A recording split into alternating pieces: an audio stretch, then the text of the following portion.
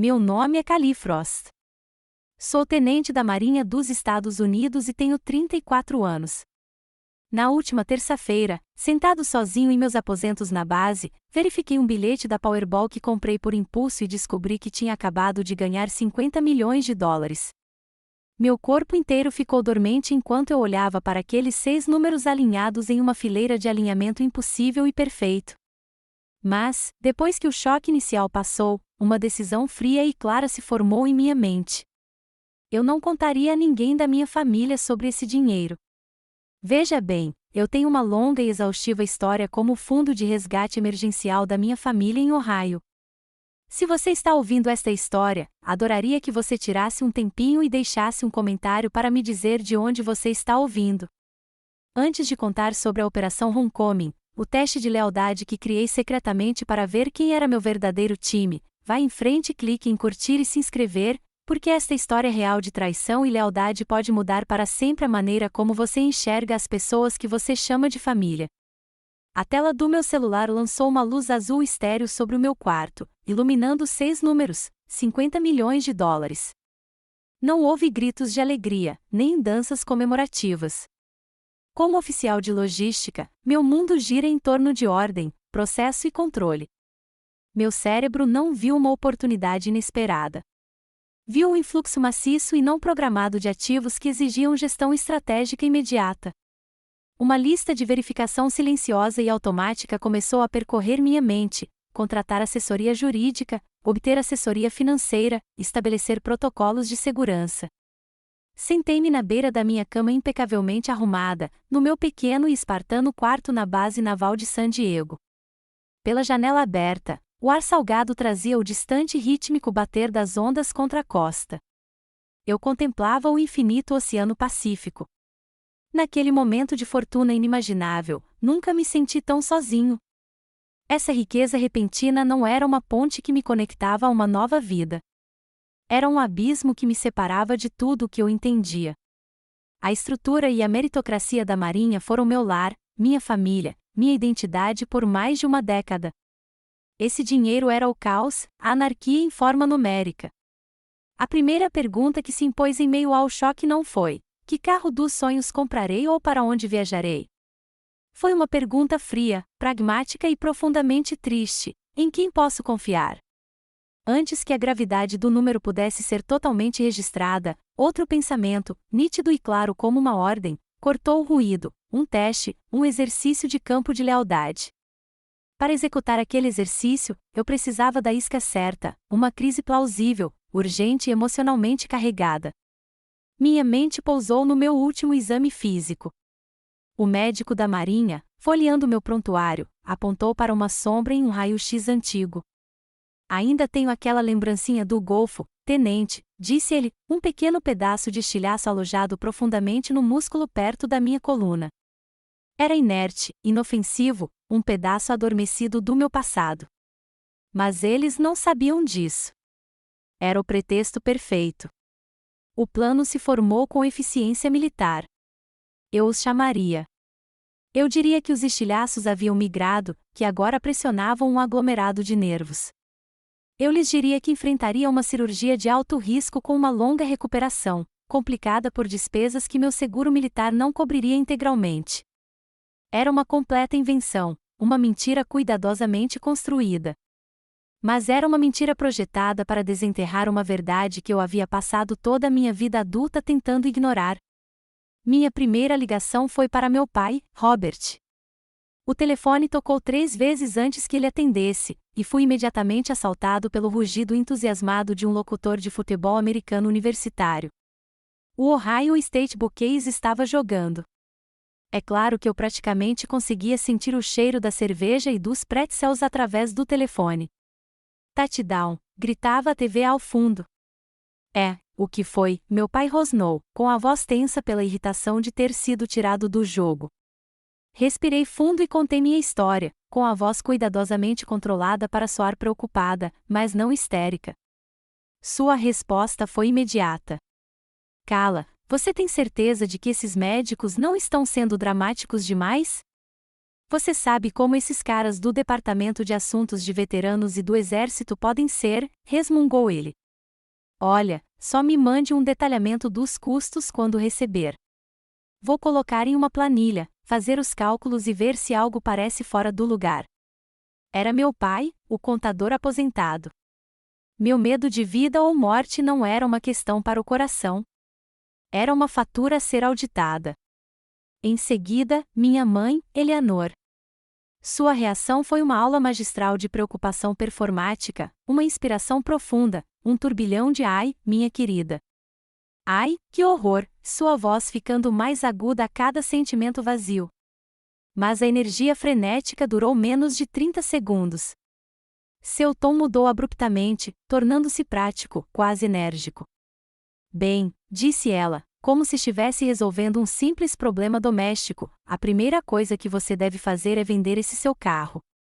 Você sempre disse que ele era um devorador de gasolina. Assim, de repente, ela identificou um trunfo, liquidou mentalmente e considerou o problema resolvido. Nenhuma oferta de ajuda, nenhuma pergunta sobre o meu bem-estar, apenas uma amputação emocional rápida, limpa e completa. A última ligação foi para minha irmã, Megan, a estrela do marketing em Chicago. Ela atendeu com um suspiro tão pesado e forçado que eu podia sentir seu peso através da linha telefônica. Cala, sinceramente, este é o pior momento possível, disse ela, com a voz transbordando de estresse artificial. Tenho aquela enorme conferência internacional em Milão em 2 semanas. Minha carreira está em um momento crítico agora. Então veio a frase que ela sempre usava, o tapinha verbal na cabeça que deveria soar como um elogio, mas sempre soava como uma rejeição, mas você vai ficar bem. Você consegue lidar com isso. Você é a forte. Minha força, percebi, não era uma qualidade que eles admiravam. Era uma conveniência que eles exploravam. Era a justificativa que eles usavam para ir embora. Desliguei o telefone, o silêncio no meu quarto subitamente ensurdecedor. Caminhei até a janela e encostei a testa no vidro frio, observando o sol se pôr no horizonte, incendiando o céu com listras alaranjadas e roxas intensas. A beleza estonteante do pôr do sol da Califórnia parecia uma zombaria. Na minha futura conta bancária, uma fortuna impossível, no meu coração, um déficit emocional tão profundo que parecia um buraco negro. Minha tia Carol, a irmã quieta e firme da minha mãe, costumava me citar um versículo de Matthew, pois onde estiver o seu tesouro, aí estará também o seu coração. Foi um momento de terrível clareza. Finalmente entendi que, para a família Frost, seu tesouro era a conveniência, a imagem e o próprio interesse. Eu era apenas um recurso, uma linha de crédito confiável. A decisão não era mais um pensamento. Não era mais um teste. Era uma diretriz de missão. A operação Volta ao Lar estava agora ativa, e eu a executaria com a precisão fria e inabalável de um soldado. Não haveria mais emoção. Haveria apenas a verdade. A sugestão da minha mãe de vender o carro foi um comentário passageiro, uma solução rápida a milhares de quilômetros de distância. Mas, para mim, foi como abrir a chave de um quarto que eu mantive selado por 16 anos. A memória lá dentro estava perfeitamente preservada, intocada pelo tempo e tão dolorosa quanto o dia em que foi criada. Eu tinha 18 anos, e o úmido verão de Ohio estava carregado de promessas de liberdade. Minha formatura do ensino médio estava a apenas uma semana de distância. Mais importante, depois da formatura, me prometeram o velho sedã da família, um Ford Taurus de 10 anos, mas confiável. Era minha passagem para o mundo, um símbolo da vida adulta. Eu passava horas sonhando em dirigi-lo para o meu trabalho de verão, em viagens de fim de semana com amigos para o Lago Erie. Representava um futuro que eu finalmente poderia conduzir sozinho.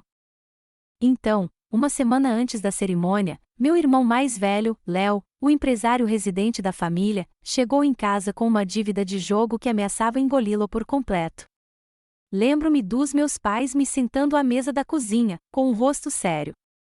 Meu pai pigarreou e deu o veredito: eles estavam vendendo o Taurus para pagar a dívida do Léo. Minha mãe pôs a mão no meu braço, um toque leve e sem sentido. Cala, querida, Você é forte, disse ela, com a voz carregada daquela familiar simpatia oca. Você pode pegar o ônibus no verão. Léo, ele está frágil. Ele precisa da ajuda da família agora. Fiquei ali sentado, entorpecido. Minha força era meu castigo. A fraqueza dele era sua recompensa. Naquele verão, enquanto Léo ganhava um novo começo, trabalhei em turnos dobrados em um restaurante local, com o cheiro de graxa grudado no meu cabelo, economizando cada centavo. No final de agosto, comprei um Honda Civic vermelho desbotado e surrado com mais de 240 mil quilômetros rodados. Foi a primeira lição sobre o que significava sacrifício na família Frost. Era uma via de mão única que fluía de mim para fora. As cicatrizes, aprendi, não são apenas eventos singulares. São padrões gravados em você ao longo do tempo. 5 anos atrás, eu estava servindo no Japão. O trabalho era exigente, as horas eram longas e eu me sentia profundamente sozinha. Uma noite, meu telefone tocou. Era Megan, histérica. Ela havia terminado com seu namorado intermitente, e o mundo estava acabando. Cala, preciso de você aqui, soluçou. Só preciso da minha irmã. Como um soldado recebendo ordens, não hesitei. Entrei no meu computador, encontrei o primeiro voo disponível de Tóquio para Chicago e gastei quase todas as minhas economias em uma passagem de última hora na classe econômica. No dia seguinte, enquanto eu estava num táxi a toda velocidade em direção ao aeroporto de Narita, meu telefone tocou novamente. Era Megan, mas os soluços já tinham sumido. Sua voz era alegre, borbulhante. Meu Deus, cala, você não vai acreditar. Conversamos sobre tudo e estamos juntos novamente. Está tudo incrível. Ela estava rindo. Afastei o telefone do ouvido por um segundo, olhando para o taxímetro piscando. Então, acho que você não precisa mais voltar para casa, ela disse animadamente. Que bom que te encontrei. Esqueci completamente de ligar antes. Ela nunca perguntou sobre a multa. Nunca considerou o dinheiro que eu tinha acabado de gastar. Eu era um problema a ser resolvido. E quando o problema desapareceu, a necessidade de mim também desapareceu. Fiquei no meio daquele aeroporto estrangeiro caótico, um mar de estranhos me cercando, sentindo uma solidão tão profunda que parecia um peso físico. Meu sacrifício não foi apenas desvalorizado. Foi tão insignificante que foi completamente esquecido.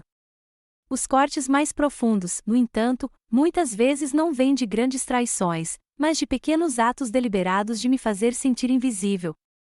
Lembro-me de um Natal em que estava em casa de licença do treinamento básico. Debaixo da árvore, em meio aos enfeites brilhantes, havia uma elegante caixa prateada com o nome de Megan. Dentro, um MacBook Air novinho em folha, uma ferramenta para ajudá-la em sua carreira em ascensão no marketing. Para Léo, havia um envelope com um maço grosso de dinheiro, um pequeno capital inicial para se reerguer. Meu presente foi o menor, uma caixa cuidadosamente embrulhada. Dentro, havia 2 pares de meias grossas de lã, do tipo que se usa com botas de combate. Dentro, havia um cartão escrito à mão pela minha mãe. Dizia: querida Carla, as coisas estão um pouco difíceis este ano. Como você tem um salário fixo do serviço militar, sabíamos que você entenderia a necessidade de ser econômica. Nós te amamos. Guarde seu dinheiro para ajudar a família. Olhei para as meias nas minhas mãos e depois para o laptop reluzente da Megan. A mensagem era cristalina. Minha estabilidade não era um sucesso a ser comemorado. Era um recurso a ser explorado. O preço da minha independência foi ser permanentemente relegada ao papel de filha confiável e de baixa manutenção que não precisava de nada e, portanto, não recebia nada. Você já passou por uma situação como essa, em que um presente, ou a falta dele, enviou uma mensagem tão forte que doeu mais do que qualquer discussão? Conte-me sua história nos comentários. E se você estiver achando isso familiar, por favor, clique em curtir para que eu saiba que não estou sozinha.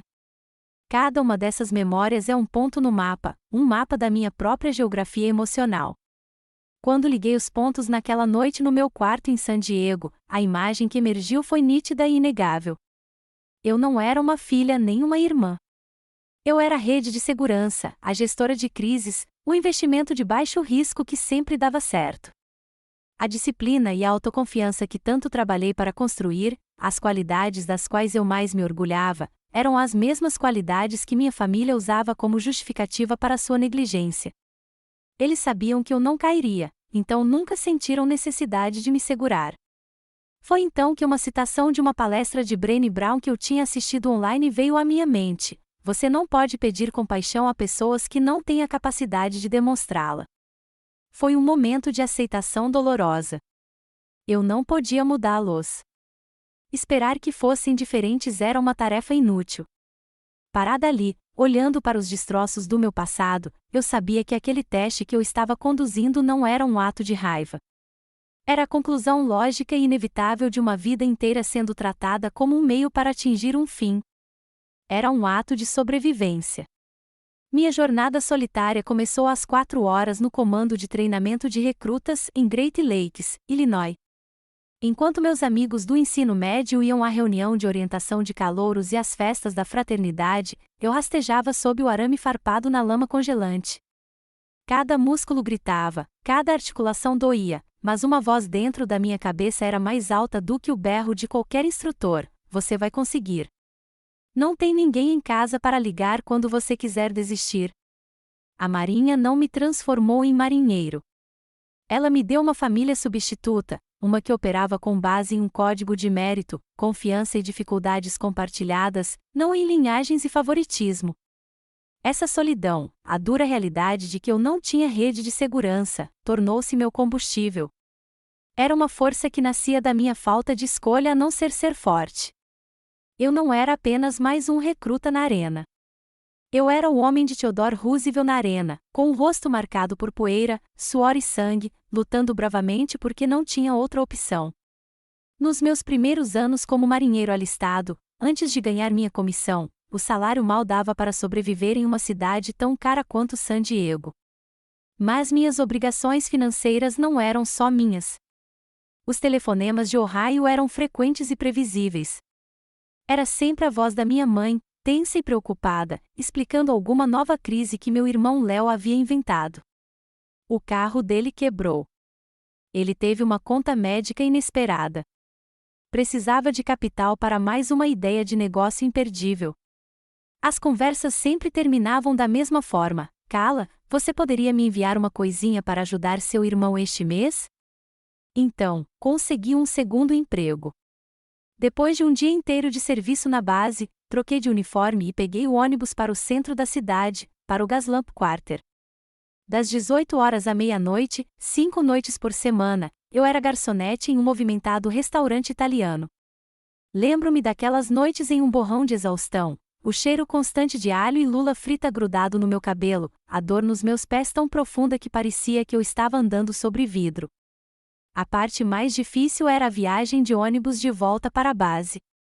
Eu encostava a cabeça na janela fria, completamente exausta, e observava os carros cheios de famílias e casais rindo, voltando para casa depois de um bom jantar fora. Ninguém naquele ônibus sabia que a garçonete cansada de avental preto também era marinheira da Marinha dos Estados Unidos.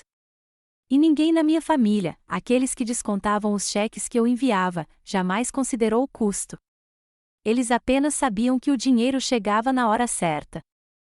Nunca esquecerei o dia em que fui nomeado oficial. A cerimônia foi formal, imbuída de tradição, o ápice de anos de esforço incansável. Meu uniforme estava impecável, minhas novas barras de ouro brilhavam no meu colarinho. Depois dos apertos de mão e dos parabéns, não saí para uma grande comemoração com uma multidão.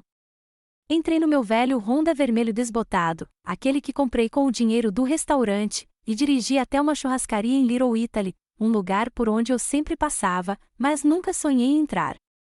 Sentei-me sozinho a uma pequena mesa. Pedi o melhor corte deles, um filé de costela grosso e marmorizado, mal passado, e uma taça de Cabernet Sauvignon encorpado. Não era apenas uma refeição. Era uma declaração de independência. Cada centavo que paguei por aquele bife foi conquistado com meu próprio suor, minha própria disciplina e minhas próprias noites sem dormir. Eu havia conquistado este lugar, aquela mesa.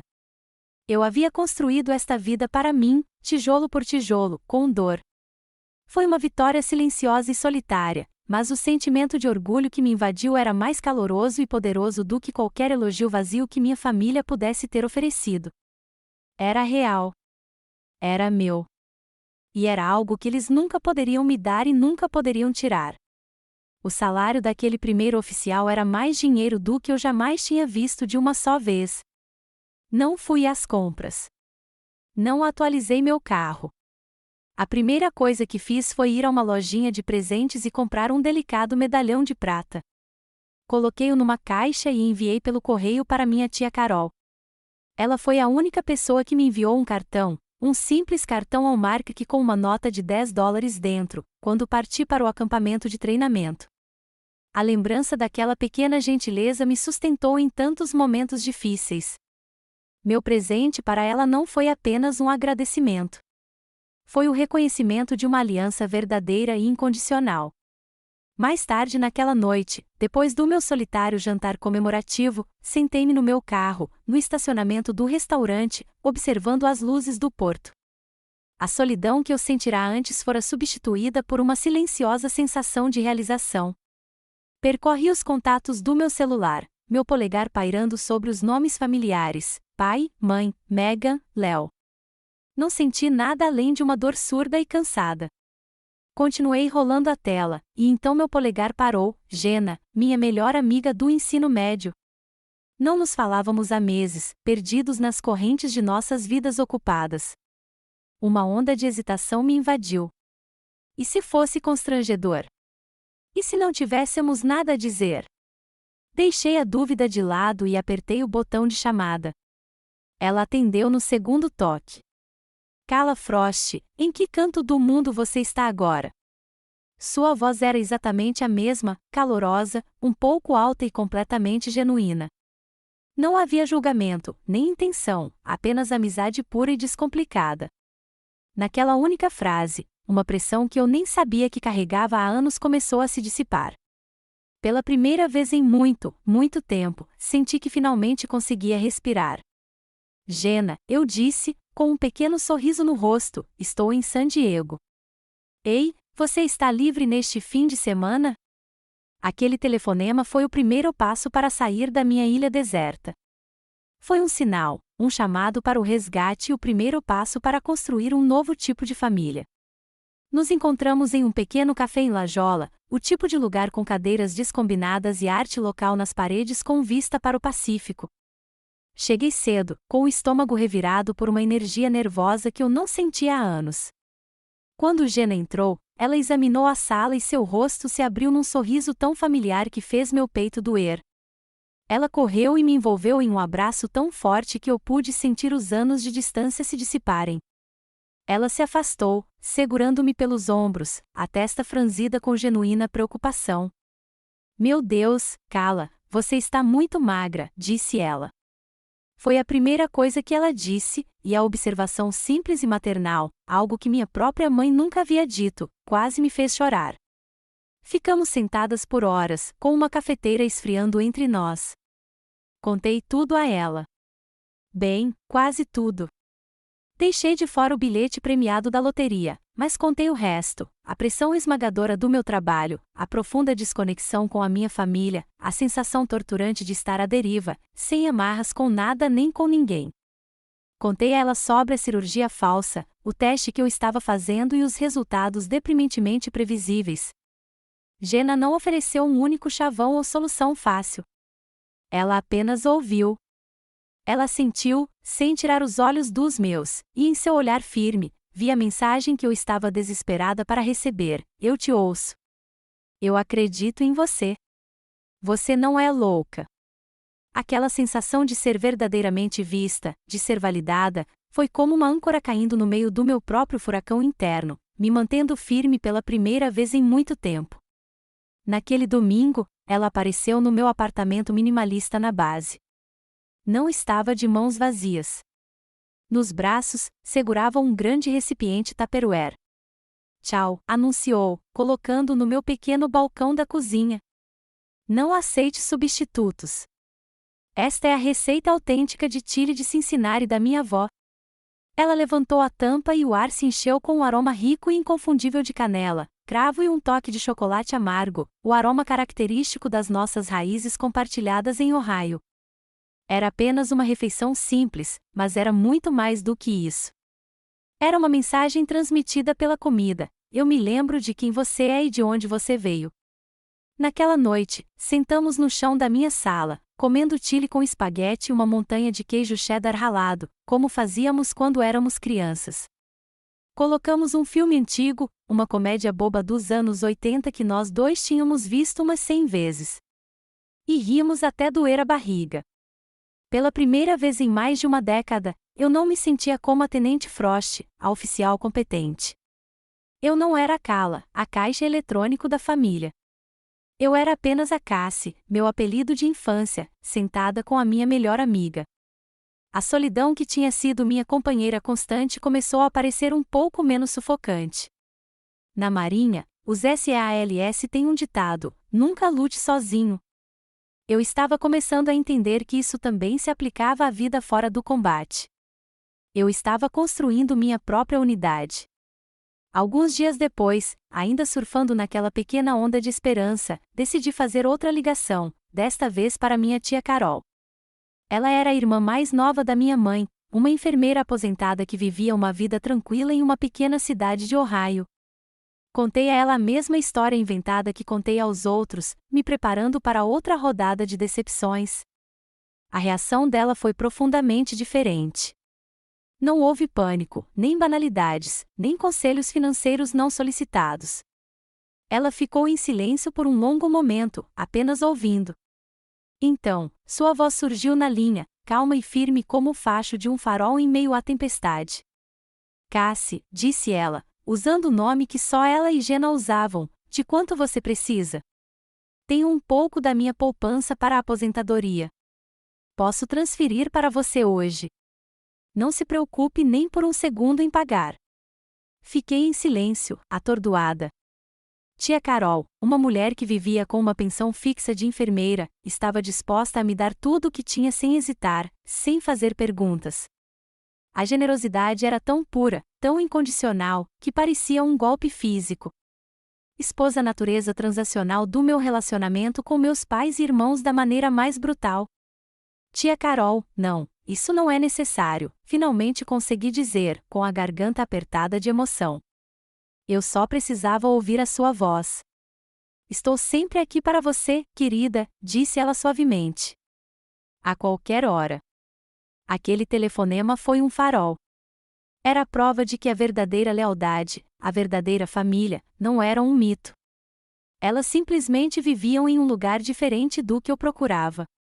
Pelo resto daquela semana, uma estranha sensação de paz me invadiu. Eu tinha minha unidade, Jenna e tia Carol. A esperança, um sentimento que eu havia descartado há muito tempo como um fardo, começou a florescer cautelosamente em meu peito. Talvez eu pudesse construir uma nova vida, uma família escolhida, ancorada por essas duas mulheres incríveis. E então meu telefone tocou. O identificador de chamadas piscou, mãe. A paz frágil se estilhaçou instantaneamente. Atendi, e sua voz estava diferente. A preocupação superficial da nossa última ligação havia desaparecido, substituída por um tom calculista e escorregadio. Cala, querida, seu pai e eu estávamos pensando, ela começou. Se você está realmente com dificuldades financeiras com essa cirurgia chegando, talvez devesse considerar doar aquela pequena herança que sua avó deixou para você. Dê para o Léo. Eu não conseguia falar. Ela estava falando de um pequeno pedaço de terra, alguns hectares de floresta que minha avó havia deixado especialmente para mim. Não valia muito, mas era a única coisa que eu tinha que era verdadeiramente minha, um elo com a única pessoa da minha infância que sempre me fez sentir vista. Afinal, continuou minha mãe, com uma voz enjoativamente doce, você é solteiro, sem dependentes para se preocupar. Seu irmão, por outro lado, precisa desse capital para finalmente colocar a vida nos trilhos. O calor que eu sentirá momentos antes gelou em minhas veias. A sombra da minha família, longa, escura e gananciosa, estendia-se de Ohio até a Califórnia, ameaçando bloquear o pequeno raio de sol que eu acabará de encontrar. Passe a herança, repeti as palavras lentamente, a pergunta pairando no ar entre San Diego e Ohio. A linha estava silenciosa, mas eu conseguia sentir o sorriso expectante da minha mãe do outro lado da linha. Ela estava falando sobre o único pedaço da minha avó que me restava, um pequeno terreno de 2 hectares de floresta virgem na zona rural de Ohio. Não tinha valor monetário real, mas seu valor sentimental era imensurável. Era o lugar onde minha avó me ensinou a identificar constelações, o lugar onde eu me sentia segura quando criança. Sim, querida, a voz da minha mãe transbordava, docemente enjoativa. Seu irmão Léo tem um novo empreendimento muito promissor. É uma aposta certa desta vez.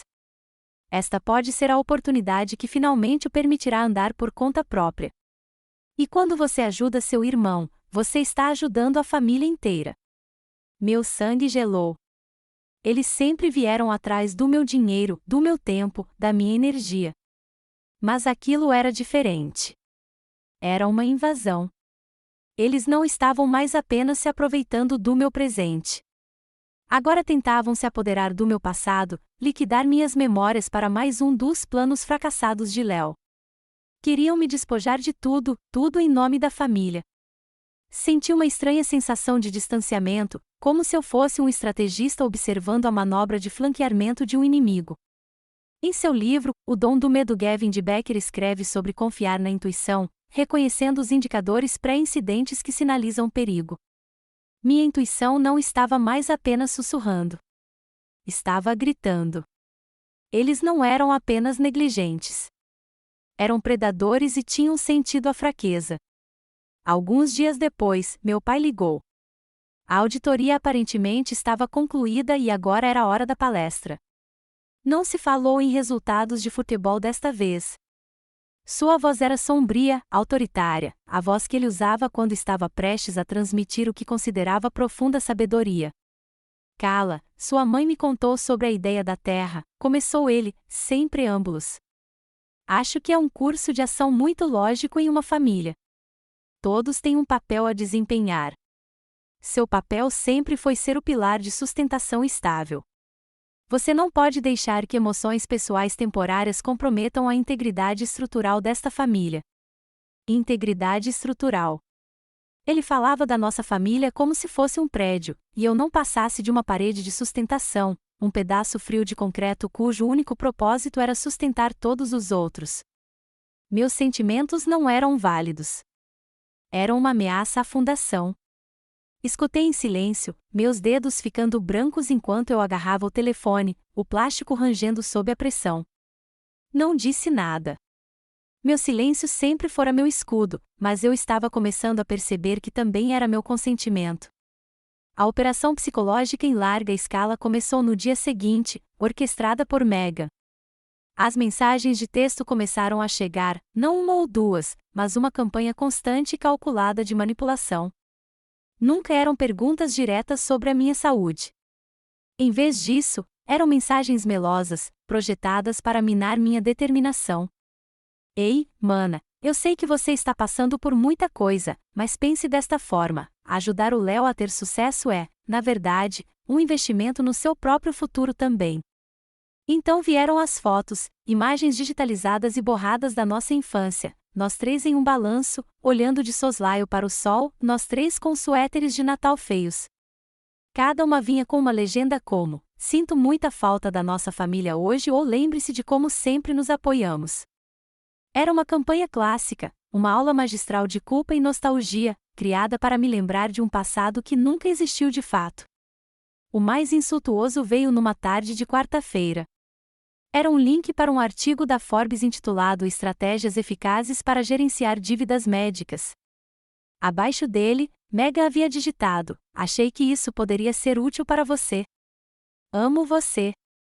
Aquele fingido ato de preocupação, tão claramente egoísta, foi mais doloroso do que qualquer uma das suas exigências explícitas. Era uma lâmina fria e afiada disfarçada de mão amiga. Eles não viam uma irmã em crise. Viam um problema financeiro que precisava ser gerenciado e estavam irritados por eu não estar lidando com isso de uma forma que os beneficiasse. A gota d'água veio na sexta-feira à noite. Meu telefone tocou, e era Megan novamente, sua voz vibrando com uma excitação que me arrepiou. Cala, ótimas notícias. Acabei de falar com o Léo e resolvemos tudo. Esperei, meu silêncio um peso morto na linha. Então, ela continuou, com a voz praticamente cantando: se você concordar em ceder o terreno, ele prometeu te dar 5% dos lucros futuros da empresa. Viu, é um ganho para todos. 5%. Permaneci em silêncio, processando a audácia. Estavam me oferecendo 5% de participação na minha própria reputação. Estavam pechinchando comigo o preço da memória da minha avó, como se fosse um carro usado em uma concessionária. Eles haviam pegado minha crise fabricada e a transformado em uma negociação comercial. Este foi o momento em que a última das minhas ilusões se desfez em pó. Não havia linha que eles não cruzassem, nenhuma memória que eles não vendessem, nenhum pedaço de mim que eles não tentassem reivindicar como seu. Megan, eu disse, interrompendo seu monólogo animado com minha voz. Soava estranho aos meus próprios ouvidos, inexpressivo, frio e desprovido de qualquer calor. Vou ter que pensar sobre isso. Desliguei antes que ela pudesse responder. Pensar sobre isso? Não, não havia mais nada em que pensar. Eles haviam deixado suas posições claras e, ao fazê-lo, acabaram de me dar a minha. O silêncio que eu mantive por tanto tempo não era mais força. Era cumplicidade, e estava tudo acabado. Depois que desliguei o telefone, o silêncio do meu apartamento era sufocante. O ar parecia denso, pesado. Eu não conseguia sentar. Não conseguia ficar parada. Uma raiva crua e cinética, mais quente que qualquer fornalha, me invadia, exigindo alívio. Eu me sentia como um fio desencapado, faiscando e perigoso.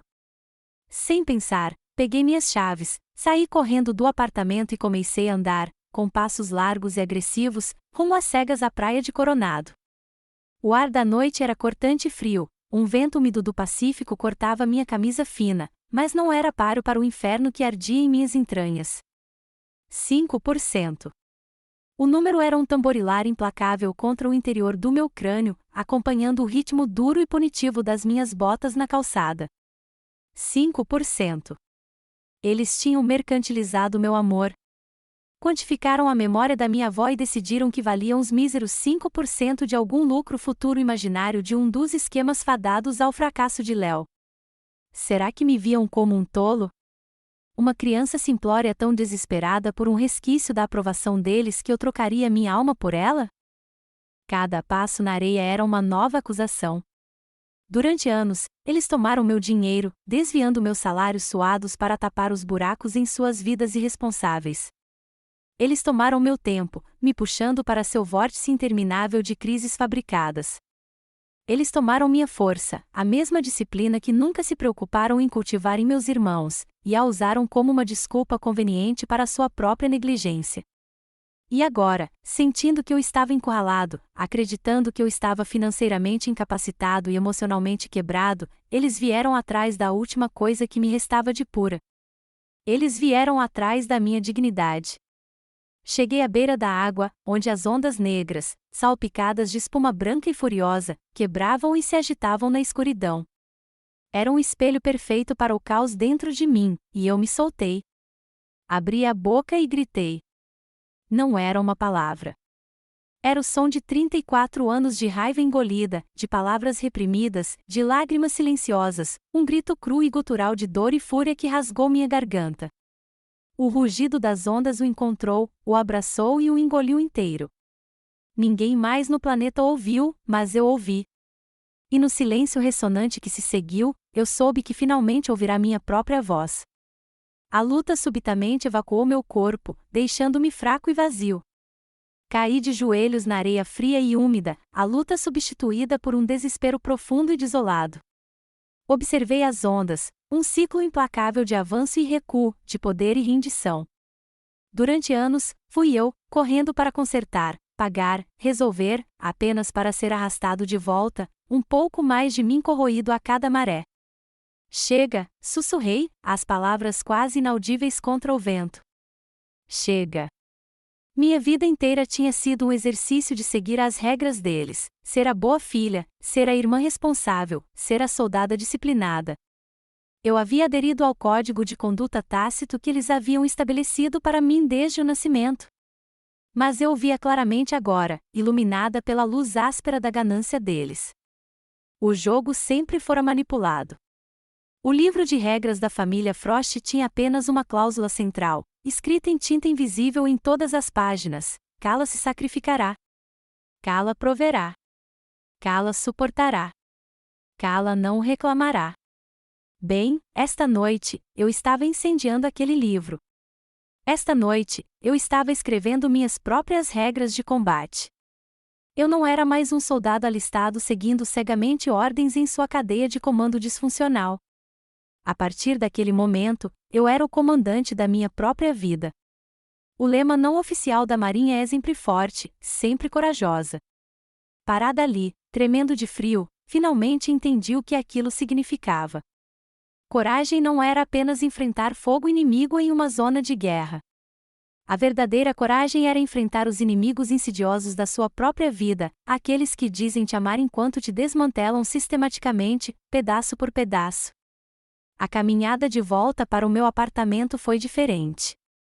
Eu estava fisicamente exausta, mas meu espírito estava leve, aliviado. Acendi um abajur, e seu brilho suave incidiu sobre uma pequena moldura prateada no meu criado mudo. Era uma foto da minha tia Carol, tirada em um piquenique em família anos atrás. Seu sorriso era tão genuíno, seus olhos se enrugando nos cantos com um calor que parecia real mesmo através do vidro. A mulher que tinha tão pouco, mas estava pronta para dar tudo. Sua imagem contrastava fortemente com a deles, meus pais, meus irmãos, que tinham tudo o que precisavam, mas sempre queriam mais. Aquela imagem única e silenciosa obliterou qualquer resquício de dúvida, qualquer sussurro de culpa que tentasse ressurgir. Nunca se tratava de dinheiro. Esta luta era pela minha tia, cujo amor incondicional era um tesouro além de qualquer prêmio de loteria. Era pela garota de 18 anos de coração partido que teve que comprar seu próprio carro surrado. Era pelo marinheiro solitário que estava abandonado no meio do aeroporto de Narita. Eu estava lutando pela minha própria dignidade. Este foi o meu ponto de ruptura, o momento exato em que soube que não conseguiria ficar em silêncio por mais um dia. Você já teve um momento assim? A gota d'água que mudou tudo? Se sim, quero que vá aos comentários agora mesmo e digite as palavras chega. É isso. Me diga que você entende esse sentimento. E, por favor, clique em curtir se você acredita que é hora da Kala revidar. Minha mão, agora perfeitamente firme, estendeu-se para o meu celular. Meus movimentos eram deliberados, propositais. Rolei a tela pelos nomes sem hesitar. Meu dedo parou em um contato que eu havia salvo no dia em que ganhei, um nome que eu sabia que seria um trunfo estratégico: Harrison Beck, Direito Imobiliário. Era hora de ativar a próxima fase da operação. Já passava da meia-noite em San Diego, mas o protocolo podia esperar. Apertei o botão de chamada, esperando que ele deixasse uma mensagem de voz que daria início ao processo pela manhã. Mas, ao terceiro toque, uma voz calma e profissional atendeu, firme e alerta: Harrison Beck. Respirei fundo, me acalmando. Minha voz, quando saiu, era clara e forte, sem nenhum traço da tempestade que acabará de me atingir. Senhor Beck, eu disse, aqui é o Tenente Califrost. Preciso agendar uma consulta imediata. Temos uma campanha para mobilizar. Na manhã seguinte, entrei no escritório de advocacia de Harrison Beck. Seu escritório ocupava todo o último andar de um arranha-céu de vidro no centro de San Diego. A vista panorâmica da cidade e da Bahia era de tirar o fôlego, um mundo de poder e influência muito distante do meu apartamento fornecido pelo governo. Mas eu não estava lá para admirar a paisagem. Eu estava lá para planejar uma guerra. Harrison Beck era um homem de quase 70 anos, com uma postura ereta e um aperto de mão que revelava seus anos no corpo de fuzileiros navais. Ele ouviu toda a minha história, do bilhete de loteria à oferta de 5% de Mega, sem uma única interrupção. Seu rosto estava impassível, seus olhos afiados e analíticos. Quando terminei, ele se recostou na cadeira de couro, entrelaçando os dedos. Tenente, disse ele, com a voz calma de um barítono, nos fuzileiros navais, temos um termo para o que você acabou de fazer. Chama-se reconhecimento por fogo. Você disparou algumas munições, atraiu o inimigo para fora de suas posições entrincheiradas e confirmou sua intenção hostil. Pela primeira vez em toda essa provação, senti um profundo alívio. Ele entendeu. Ele falava a minha língua. Para ele, aquilo não era apenas um drama familiar conturbado. Era uma situação tática que exigia um objetivo claro e uma estratégia decisiva. Naquele momento, sua luxuosa sala de conferências com painéis de mogno deixou de ser um escritório de advocacia. Tornou-se meu centro de operações, minha sala de guerra. Toda a minha vida foi um exercício no ciclo ODA, o ciclo de tomada de decisão que é incutido em todo oficial militar: observar, orientar, decidir, agir. Durante anos, fiquei preso nas duas primeiras fases, observando a disfunção, orientando-me para a realidade dolorosa. Naquela noite na praia, eu havia tomado minha decisão. Agora, era hora de agir. Sob a orientação especializada do Sr. Beck, começamos a construir meu arsenal. Começamos a usar a verdade como arma. Primeiro passo: proteger o ativo. Os 50 milhões de dólares são uma vantagem tática, não objetivo, afirmou o Sr. Beck. Nós os protegemos primeiro.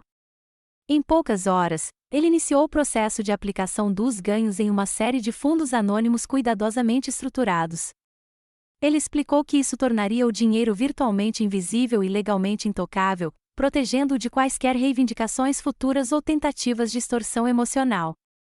A ilha da minha riqueza era agora uma posição fortificada. Segundo passo: consolidar a inteligência. Essa era a minha tarefa. Passei os 2 dias seguintes reunindo metodicamente cada pedaço de correspondência digital. Encaminhei todos os e-mails e mensagens de texto manipulativos de Megan para uma pasta segura que o Sr. Beck havia criado. Transcrevi minhas memórias dos telefonemas com meus pais, anotando a data, a hora e a formulação exata de suas exigências e desconsiderações. As palavras que antes eram instrumentos de dor agora estavam sendo transformadas. Não eram mais apenas comentários ofensivos. Eram evidências, prova a desconsideração do meu estado de saúde pelo meu pai em favor de um jogo de futebol, prova B, a exigência da minha mãe de vender meu carro, prova C, a oferta insultuosa de 5% de Mega. Cada dado era mais uma rodada de munição. Terceiro passo: planejar o apoio dos aliados. Enquanto compilávamos o caso contra minha família, também elaboramos um plano completamente separado, com o codinome Tia Carol. Era uma estratégia financeira abrangente, projetada para garantir seu futuro de forma discreta e completa. Quitaríamos sua hipoteca, estabeleceríamos uma anuidade que mais que dobraria sua renda de aposentadoria e providenciaríamos um seguro de assistência médica de longo prazo. Tudo seria feito anonimamente, como uma doação de um suposto fundo de benevolência militar. Ela nunca mais teria que se preocupar com dinheiro. Garantir minha verdadeira aliada era fundamental para o sucesso da missão. Na tarde de quinta-feira, nossos preparativos estavam quase completos. O Sr. Beck olhou para mim do outro lado da enorme mesa de conferências. A última peça do quebra-cabeça, tenente, apoio aéreo. Precisa de reforços nesta reunião? Eu soube imediatamente a quem ele se referia. Eu precisava de alguém ao meu lado que não estivesse na folha de pagamento. Eu precisava da Jenna. Naquela noite, liguei para ela e finalmente contei toda a verdade, sem rodeios. Contei sobre a mentira, sobre os estilhaços que estavam perfeitamente bem. E então contei sobre o bilhete da Powerball. Houve um longo e atordoante silêncio do outro lado da linha. Prendi a respiração, meu estômago embrulhado. Então ela soltou um assobio baixo. Cala Frost, disse ela, com a voz numa mistura de choque e espanto, você é completamente louca. Uma lunática brilhante, louca e linda. Claro que estarei lá. Usarei meu melhor vestido com a frase não mexa com a minha amiga. Só me diga quando e onde. Saber que Jenna estaria lá, um rosto amigável em uma tela hostil, solidificou minha determinação. Eu não entraria naquele campo de batalha sozinha. Naquela noite, sentei-me diante do computador, com o plano estratégico completo. Era hora de emitir a convocação. Escrevi um novo e-mail, com a lista de destinatários contendo uma lista familiar de sofrimento: papai, mamãe, Megan, Léo. O assunto era claro e oficial: notificação de reunião familiar urgente. O corpo do e-mail era breve e desprovido de qualquer emoção. Era uma ordem direta: uma videoconferência familiar obrigatória será realizada neste sábado, às 19 horas, horário padrão do Pacífico. Pauta: o futuro de nossos relacionamentos financeiros e pessoais. Sua presença é obrigatória. Não ofereci escolha. Não perguntei sobre a disponibilidade deles. Não expliquei a urgência. Pela primeira vez na vida, eu não estava perguntando, eu estava contando. Eu já conseguia imaginar suas reações, o aborrecimento, a confusão, a indignação por terem sido convocados por mim. Eles não faziam ideia de que não estavam sendo convidados para uma reunião familiar. Estavam sendo intimados a comparecer a uma audiência. Uma audiência onde eu seria o juiz. Meu cursor pairou sobre o botão de enviar. Este era o passo final, o sinal de que a batalha estava prestes a começar. Cliquei. A ordem havia sido dada. O compromisso estava definido.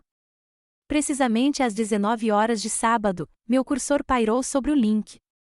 Respirei fundo uma última vez para me acalmar e cliquei. Minha tela piscou e depois se fragmentou em uma grade de rostos familiares. Um por um, eles preencheram as caixas. Meu pai e minha mãe apareceram primeiro, compartilhando uma moldura do sofá florido em sua sala de estar em Ohio, suas expressões já estampadas em uma máscara familiar de aborrecimento parental. Meu pai estava de braços cruzados, um sinal claro de que sentia que seu precioso tempo estava sendo desperdiçado. Em seguida, veio Megan, ligando de seu apartamento elegante e estéril em Chicago. Ela já batia uma caneta na mesa, um retrato da impaciência corporativa. Finalmente, o rosto de Léo apareceu, com uma aparência abatida e sem barba, e a iluminação indireta sugeria que ele estava ligando do sofá do porão de um amigo.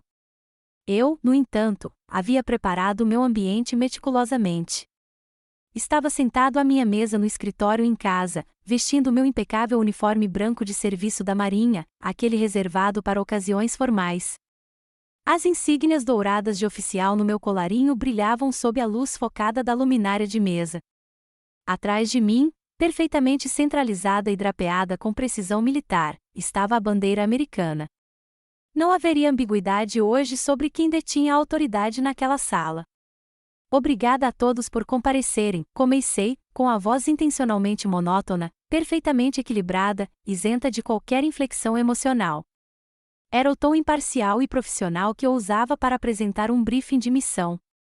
Esta reunião não vai demorar. Tenho vários anúncios a fazer. A formalidade repentina e absoluta de tudo isso claramente os deixou nervosos. Vi minha mãe se remexer no sofá, as mãos trêmulas no colo. Megan parou de bater incessantemente. Até Léo pareceu se sentar um pouco mais ereto. Eles esperavam um telefonema choroso e desesperado, não uma convocação formal. Primeiro, continuei, com o olhar fixo na lente da câmera, como se pudesse ver através dela e nos olhos de cada um. Em relação à minha saúde, a cirurgia que mencionei não será realizada.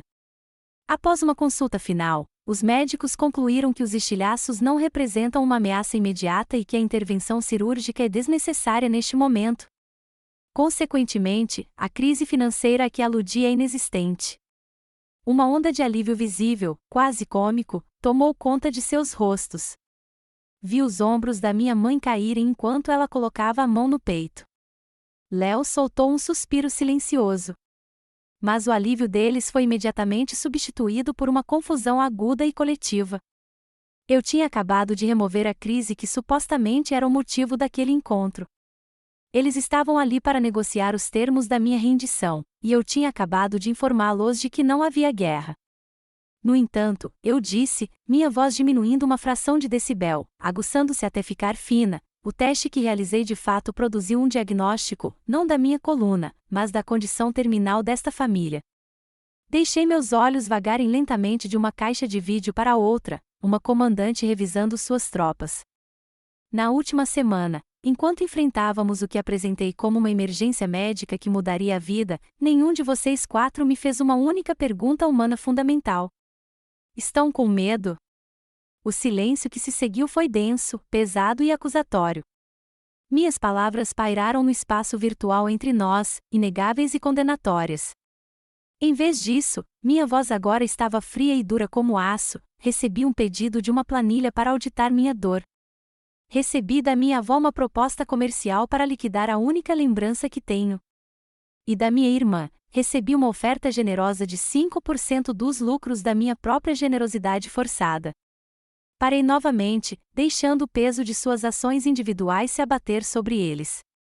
Voltei meu olhar para a janela do meu pai na tela, isolando-o. Pai, você pediu uma análise detalhada, então eu preparei uma análise completa de custo-benefício do nosso relacionamento, exatamente como você faria. Olhei para uma folha de papel em branco na minha mesa para dar efeito. Custos incorridos por mim, aproximadamente 15 anos de apoio financeiro incondicional, sacrifício pessoal consistente em prol do conforto dos outros e sofrimento emocional cumulativo significativo. Os benefícios para mim, receio, resultaram em um número perfeitamente redondo, 0. O rosto do meu pai, geralmente corado pela autossatisfação de um homem que acredita estar sempre certo, assumiu uma coloração branca, manchada e pálida. Sua boca se abriu e depois se fechou como um peixe fora d'água. Megan foi a primeira a se recuperar, com a voz estridente e defensiva, em pânico. Cala, o que é isso? Do que você está falando? Só estávamos preocupados com você. Estávamos tentando ajudar. Preocupação? Interrompi-a, com a voz cortando como um chicote. Deixa eu definir preocupação para você, Megan. Preocupação é a sua tia Carol, uma aposentada com renda fixa, se oferecendo para esvaziar as economias de uma vida inteira por mim sem hesitar. Isso é preocupação. O que vocês 4 fizeram tem outro nome. Chama-se exploração. A barragem finalmente se rompeu. Uma cacofonia caótica de negações indignadas e justificativas frágeis irrompeu dos meus alto-falantes. Como você pôde dizer uma coisa dessas? Gritou minha mãe, com a voz embargada por uma vitimização praticada. Nós somos sua família. Léo murmurava algo sobre ser incompreendido, sobre suas boas intenções. Levantei a mão, um gesto simples e autoritário. A autoridade no meu uniforme, na minha postura, na pura e inabalável força da minha vontade, cortou o barulho e o silenciou instantaneamente. Eu tinha toda a atenção aterrorizada deles. Pensei na juíza Ruth Bader Ginsburg, uma mulher cuja determinação silenciosa e formidável havia remodelado o mundo. Hoje, eu remodelaria a minha. Isto não é um debate, declarei, com a voz baixa e firme. Isto é uma notificação. Respirei fundo, concentrando-me. A última carga útil estava armada. Há 3 semanas, ganhei o prêmio máximo da Powerball, $50 milhões. Silêncio eletrônico absoluto e profundo. O espaço digital crepitava com ele. Observei seus rostos percorrerem uma série de emoções em um piscar de olhos. Primeiro, pura descrença, depois, um choque de cair o queixo e, finalmente, a única emoção crua e honesta que eu já vira neles, o brilho desnudo e predatório da avareza em seus olhos. A boca da minha mãe se abriu, silencioso e atordoado. Léo se endireitou na cadeira, os olhos arregalados com uma luz desesperada e calculista. Megan parecia ter sido atingida por um raio, sua máscara cuidadosamente composta de sucesso corporativo completamente destruída. Deixei-os pairar naquele silêncio agonizante e ganancioso por 3 segundos inteiros antes de desferir o golpe final e decisivo. Esse dinheiro, disse eu, com a voz clara e firme, Foi guardado em um fundo anônimo e inabalável, e nenhum de vocês é mencionado nele.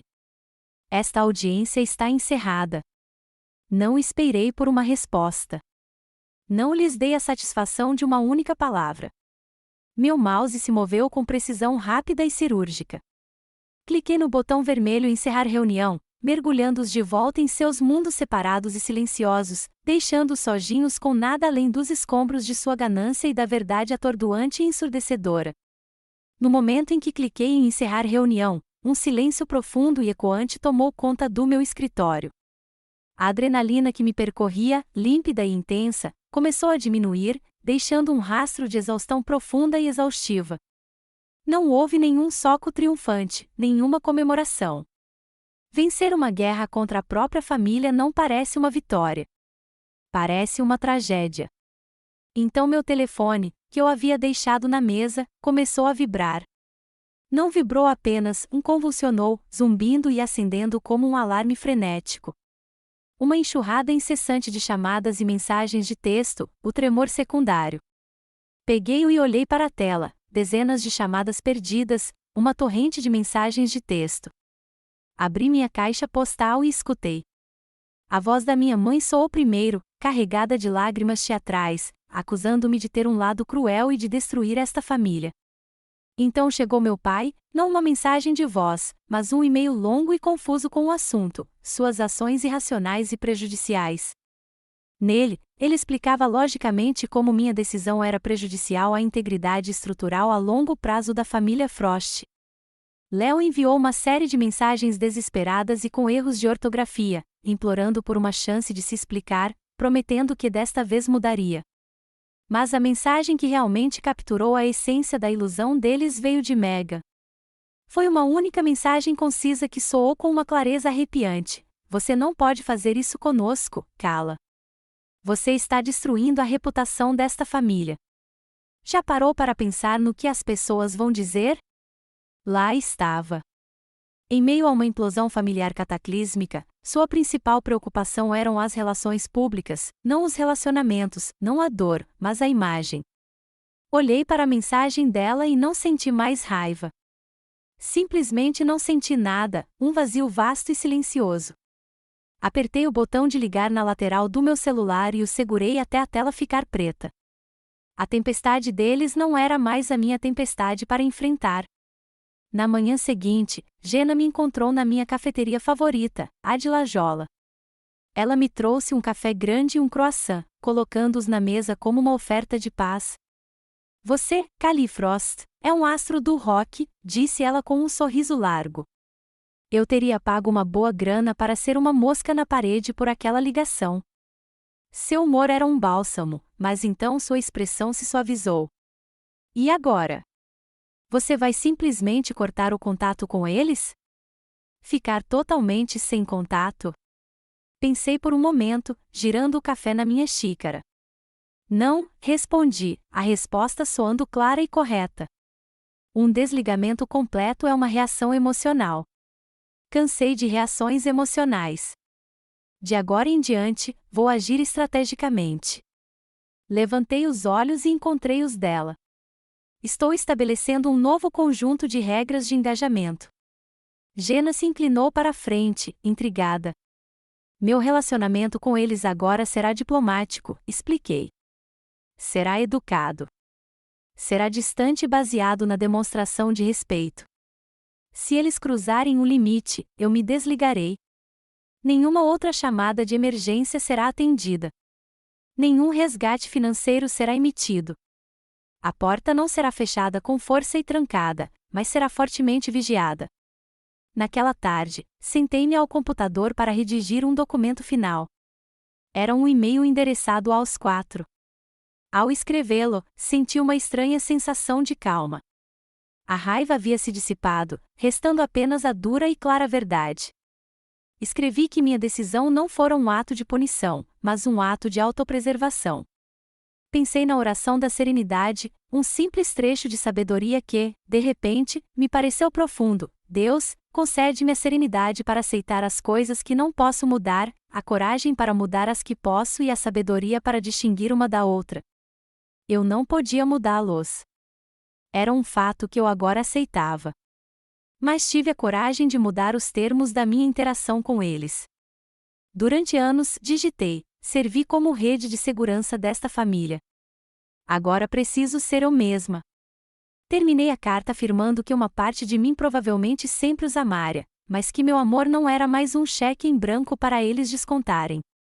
Então, estabeleci os novos limites, as regras de engajamento, com a clareza de uma diretiva militar. Todas as comunicações não emergenciais serão agendadas com antecedência, o assunto das minhas finanças pessoais agora está permanentemente fora de cogitação, qualquer relacionamento futuro será reconstruído lentamente, do zero, com base em ações, não em palavras ou obrigações familiares.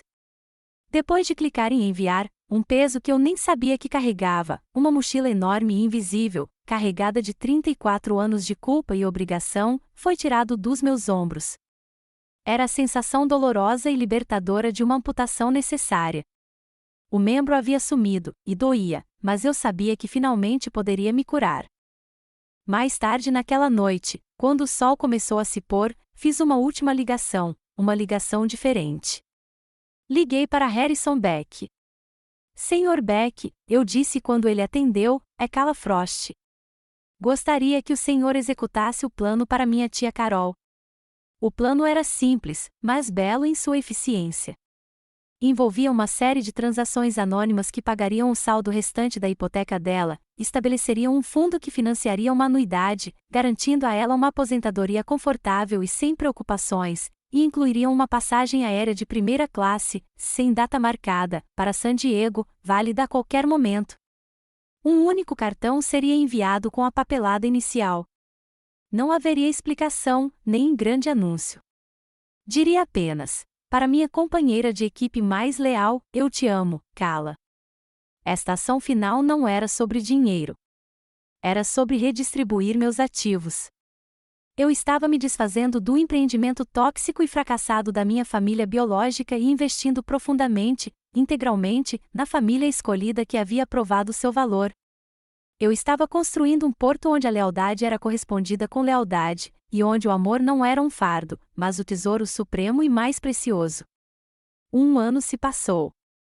A cena é diferente agora. Não estou mais em um quarto austero e temporário em uma base naval. Estou no quintal de uma pequena e charmosa casa em Coronado, daquelas com o jardim ensolarado que cheira a sal e rosas.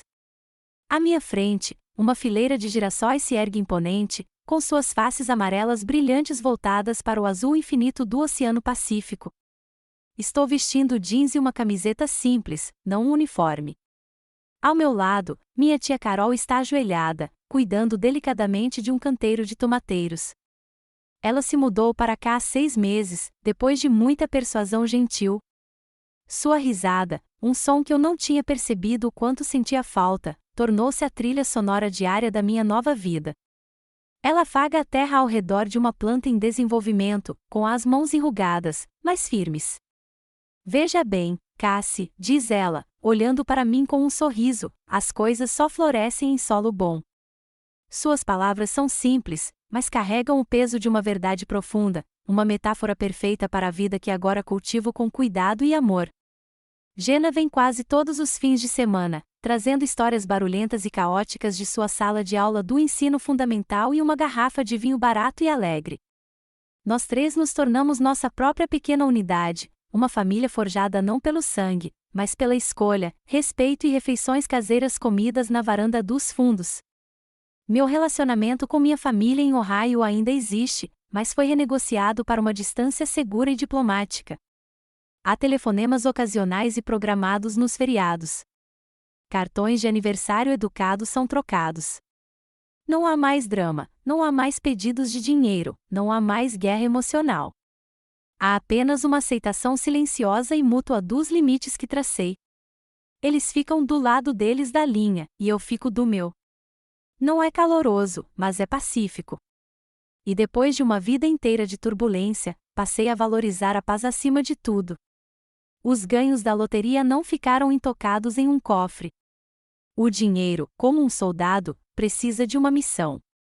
Então, usei uma parte significativa dele para criar uma fundação sem fins lucrativos. Chamei-a de Fundo de Retorno ao Lar.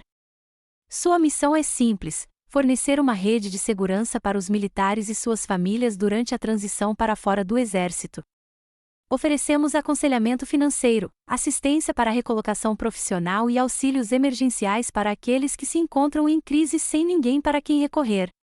Minha própria experiência dolorosa de me sentir completamente sozinho, de não ter uma estrutura de apoio real me esperando em casa, tornou-se meu novo propósito.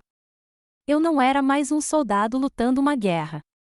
Agora eu era um soldado construindo a paz, garantindo que ninguém que tivesse servido ao seu país jamais se sentisse tão abandonado quanto eu antes. Há alguns meses, recebi uma ligação de Harrison Beck. Ele estava me dando uma atualização de rotina sobre as atividades do fundo. Mencionou que um de nossos empréstimos anônimos e com juros baixos para pequenas empresas tinha acabado de ser aprovado, salvando uma startup de tecnologia incipiente em Ohio da falência. O nome do fundador, ele observou, era Léo Frost. O fundo havia lhe fornecido o capital que ele sempre quis, mas também o colocou em contato com um mentor de negócios obrigatório, um executivo aposentado que o responsabilizaria. Léo nunca saberá de onde veio o dinheiro. Ele só saberá que finalmente teve a chance de ter sucesso por mérito, não por manipulação. Fiz arranjos semelhantes, discretos e indiretos, para meus pais e para Mega, usando as intrincadas estruturas legais que o Sr. Beck criou para garantir sua estabilidade a longo prazo sem nunca me envolver diretamente, um fundo que complementa o fundo de aposentadoria dos meus pais, uma doação anônima que financiou uma certificação para a Mega, que a impulsionaria na carreira. Isso não era perdão, não no sentido tradicional. Não se tratava de absolvê-los de suas ações. Tratava-se da minha própria libertação. Eu os ajudo agora, não porque eles tenham direito a isso ou mesmo porque merecem. Eu os ajudo porque não estou mais disposto a carregar o pesado fardo da amargura. Agarrar-se a essa raiva significaria que eles ainda tinham um pedaço de mim, um ponto de apoio na minha alma. Este foi o ato final de cortar o cordão. Escolhi a graça, não pelo bem deles, mas pela minha própria paz de espírito. Foi um ato de compaixão por mim mesma. Agora, de pé na minha varanda, olho para o oceano e percebo que a operação Volta ao Lar foi um sucesso, só que não da maneira que eu havia planejado originalmente. Meu objetivo inicial era expor os culpados e recompensar os leais. Mas a missão evoluiu. Nunca foi realmente sobre eles. Tratava-se de eu encontrar o caminho de volta para um lar que eu nunca havia conhecido, um lar construído sobre uma base de autorrespeito, protegido por limites impenetráveis e repleto da luz cálida e constante das pessoas que escolheram ficar. Lealdade, finalmente entendi, não é algo que se exige dos outros.